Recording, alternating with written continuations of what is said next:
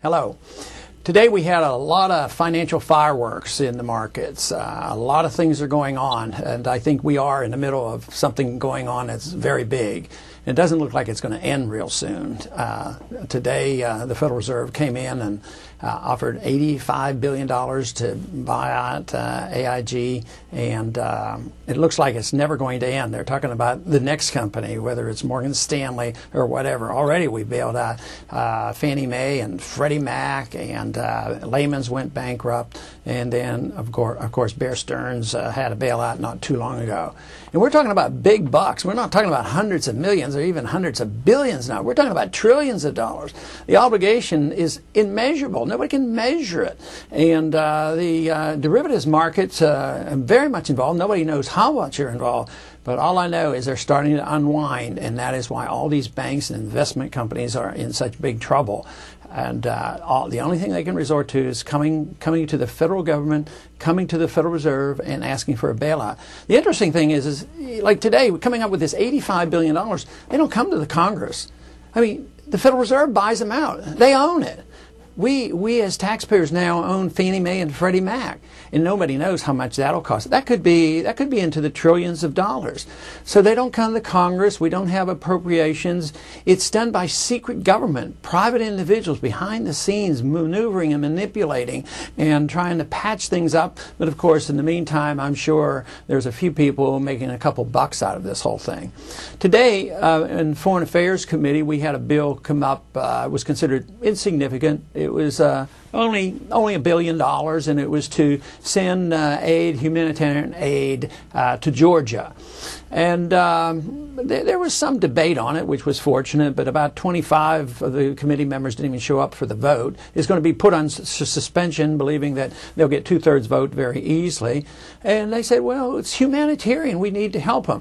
And yet that is such a controversial issue going on. And to me, it's just a disaster to pump more money into Georgia, stirring up trouble, provoking Russia, trying to reignite the Cold War, all these many, many things. But financially speaking, we don't have $1 billion. I mean, where are we going to get it? They're going to appropriate and authorize this money, but they're not going to raise taxes in the next few months to pay for this, and they'll probably have to borrow it, or get it from the Federal Reserve some way, just monetize some debt and get more money. But with all the problems that we have in this country, the infrastructure in this country, we're still going around the world looking for more problems. So in a way, this casualness on how we spend $1 billion overseas in foreign aid for humanitarian purposes, which in reality is military support for that government who's supposed to, in return, protect an oil pipeline in that country. And even this bill actually stated that it had something to do with the pipeline. So this to me is just a symbol of how serious the problem is. That this is not even an event, and yet the whole Cold War with Russia now be stirred up again. At the same time, our financial markets are collapsing.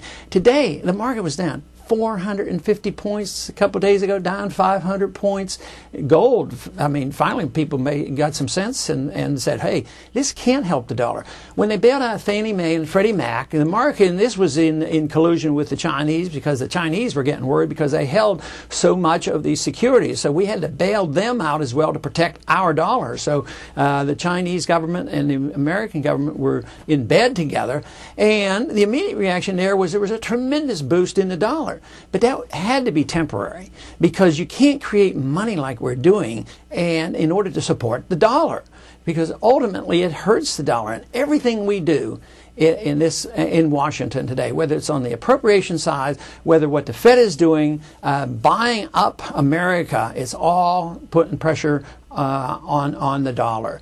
And one of these days we're just going to have to wake up and say that we need to liquidate debt. This is malinvestment. Our problems come from the fact, first, they start with the Federal Reserve. The Federal Reserve is a monopoly, and it controls interest rates artificially low, causes people to make mistakes. That's the basic source. But then on top of that, in the housing market, what we had the Community Reinvestment Act, which told investors that they had to loan to risky borrowers. And that was a complication. HUD contributes to this. FDIC contributes to this. It's called moral hazard. Everything that we have done over here creates moral hazard. That is, we assure people or assume that we'll take care of everybody. Just go out and take the risk. It's the opposite of the marketplace. And then they have people come along and they say, see, this is the failure of capitalism. This has nothing to do with capitalism. This is something that started off as interventionism and us being too involved in the economy for the benefit of special interests. But now it's being socialized out in the open.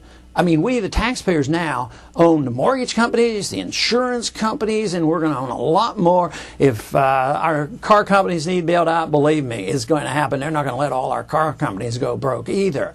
But this will come to an end. The end of this comes when people reject the dollar. And I think we're getting awfully close to this. When you see the movement we're seeing in the markets today, we know that there are serious problems out there. And Congress basically are oblivious. They have no idea what's going on. Matter of fact, I'm not even sure the Federal Reserve has any idea what to do about this.